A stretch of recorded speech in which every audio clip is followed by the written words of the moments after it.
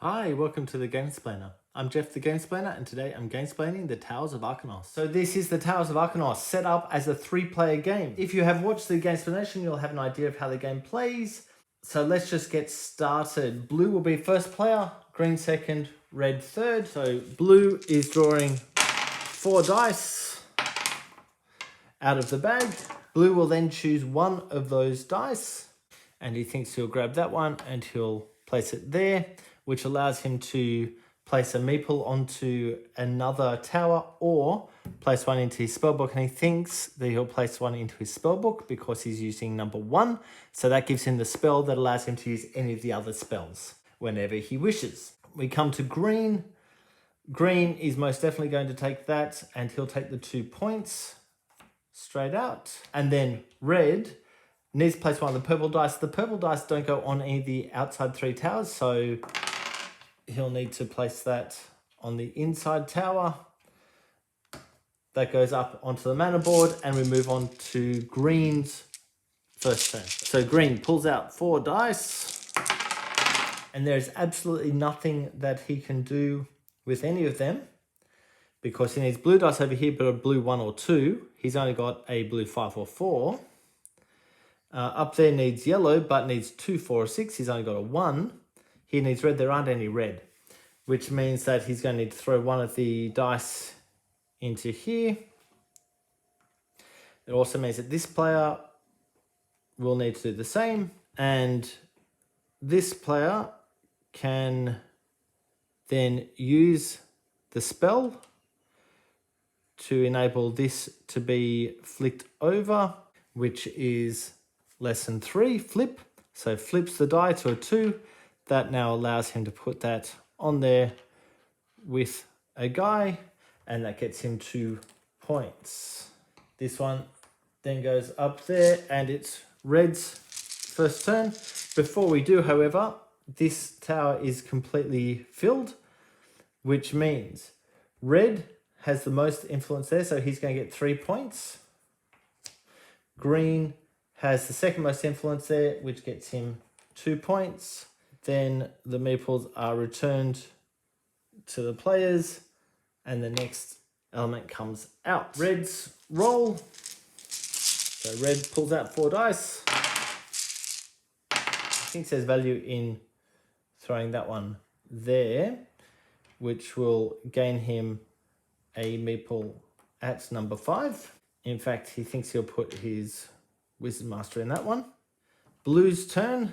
Blue will throw that there. He gets 1 point for putting the die there, and he puts his guy into the middle. Now is when we should do that pillar. Blue is the only one with any points in there because he's got 3 guys, so he's worth 3 points. They come out. He gets 6 of these points, and then the next tower gets placed on top, which doesn't help this guy out at all because he needs red for that, he needs yellow for that, he needs red for that. He doesn't have either, which means he's going to need to place one of them in here, which he thinks he'll throw that one in. That symbol allows him to put a guy on the spell book, which he does just there. That die then gets removed. We then come back. It's this player's first turn. And he thinks that he might actually throw this one in there with his wizard. So we've got 2, 2, and 1, which means these guys both share 3 points each. So red gets 3, blue gets 3, green gets nothing for that. And the meeples go back to the owner with a new bit on top. Green is going to place a red 5, and he thinks that it's probably worth his while going to there to get 2 points. And red's turn. He's got a yellow 2, so he's going to go there and take the 2 points. Comes to green's first turn. The red 2 will work on that one. The yellow 4 will work on that one. These 2 don't work on any of them. So he thinks at the moment it's probably worth actually putting this one there. He should have put up a meeple before. He does apologize about that. there, and that allows him to put a number 4 onto the spell book. Then we come over to red. The only thing that red can do is this one, and he will go to the spell book as well. And he thinks he's actually going to hit it with that guy, which then comes over to blue's turn. Blue doesn't have any spells that he can cast, so that needs to go in the center, and that allows him to get a number 5 on the spells. Okay, that goes up to mark that we've done the 5th round of the game. It's red's roll, so the yellow one can go on that. That's the only one that's there to choose from, so he will take that, which gets him 1 point. That now gets scored, so green gets 6 points and red gets 4. And then we place a new tile on top of them. It's back over to blue's turn. And he is going to use his spell to exchange one of these dice for one in the mana pool. And he thinks it's probably worthwhile going after that one. He might put that one in, and he can use that then, and he'll use that to get a spell on the number 3, which is just there. Okay, and then it's green's turn. Those 2 dice are no use to him unless he does something funky. Treat one of these dice as a different color, so he could put that one up here, or he could put that one there, or he could swap out one of the dice. And he thinks it's probably worthwhile using it as if it's a different color. Use this one as if it's red or yellow. He'll put that there, and he will take the spellbook point as it is. Okay, moving on. It's now blue's roll.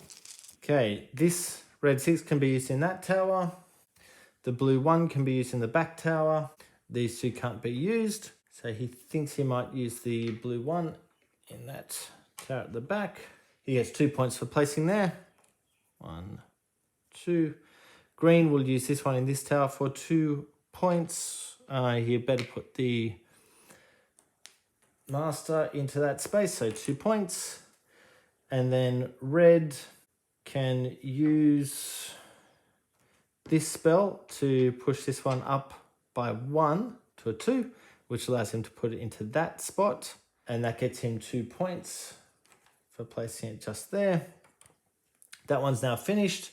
So red has 3 influence, green only has 2, which means that red's getting 6 points.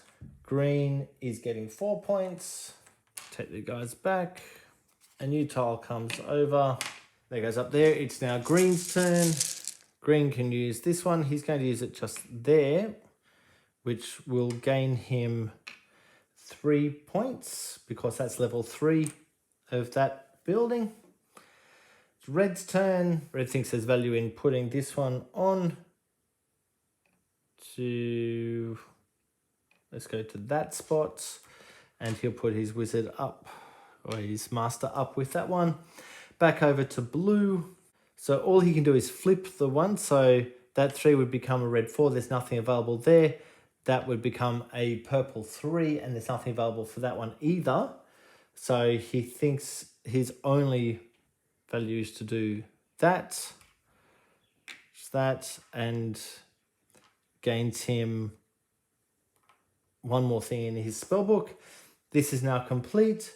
So blue gets 3 points and green gets 2. A new level comes over. That goes up. It's green's. Well, this is the last turn of the game, by the way. So red's turn. It'd be worth his while closing that one off because he'll get the full points for that one. You can use that die to close that one off. That one can be used on the back. Either of these can be used over on this side.